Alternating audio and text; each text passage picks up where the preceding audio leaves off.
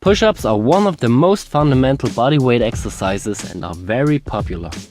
The movement is simple, can be done everywhere, and it's very effective because you are using a lot of muscles at the same time. Sounds good, right? The problem is that a lot of people concentrate on quantity instead of quality when doing push-ups. To avoid this, you should focus on these 4 points to make your push-ups perfect. Let's start straight with the number 1, the body position. A push-up is not only a triceps, chest and shoulder movement. Most people neglect their tension in the abdominal muscles, the hips and the legs. Often they form an arched back and have a leg and body tension. To avoid this, tilt your pelvis backward and keep your butt squeezed tight. The movement gets a lot harder with this, but it's also more effective. The second point is the arm position. The arm position doesn't really matter in terms of the perfect execution. A perfect push-up can be done with a wide or a narrow grip, but it's important to place your wrists in a nearly vertical line under your shoulder when you do the standard push-up.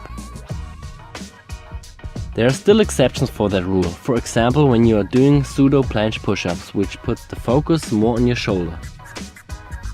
Or when you're doing sphinx push-ups, which are a triceps dominant movement.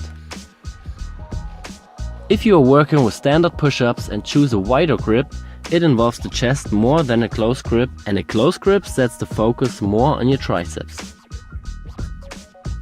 The only thing you should avoid completely are out-flared elbows, because this puts a lot of stress on your shoulder, which can lead to injuries.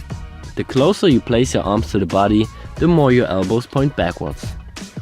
The wider you place your arms, the more your elbows going away from your body, but they still point more backwards than to the side. The third point is the range of motion. This is quite simple, just don't cheat. Go all the way up and all the way down and let your body straight. Don't decrease the range of motion by bringing your head forward or your hips down.